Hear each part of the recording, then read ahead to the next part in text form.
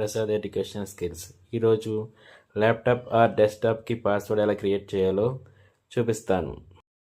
ల్యాప్టాప్కి password ఎలా వేయటమో నేర్చుకుందాం.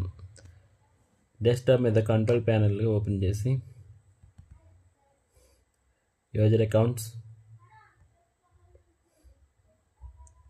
చేంజ్ అకౌంట్ టైప్ క్లిక్ చేయండి.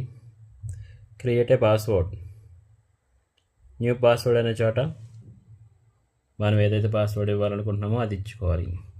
ఎగ్జాంపుల్ ప్రసాద్ @123 ఇస్తున్నాను.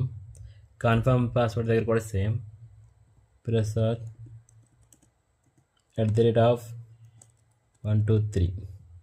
హింట్ దగ్గర ఏదైనా అక్షరం టైప్ చేసుకోవచ్చు.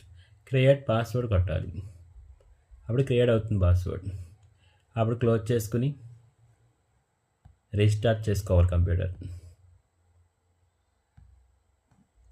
రీస్టార్ట్ అవుతుంది.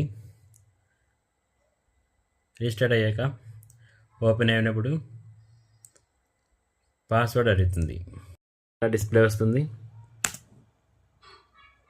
డిస్ప్లే వచ్చిన తర్వాత మనం ఈ బాక్స్లో పాస్వర్డ్ ఎందాకైతే ఏది ఇచ్చేసామో అది టైప్ చేయవలసి వస్తుంది. పాస్వర్డ్ ప్రసాద్ @123 ఇచ్చాం. ఎంటర్ చేయాలి. అప్పుడు విండోస్ ఓపెన్ అవుతుంది. Thank you all.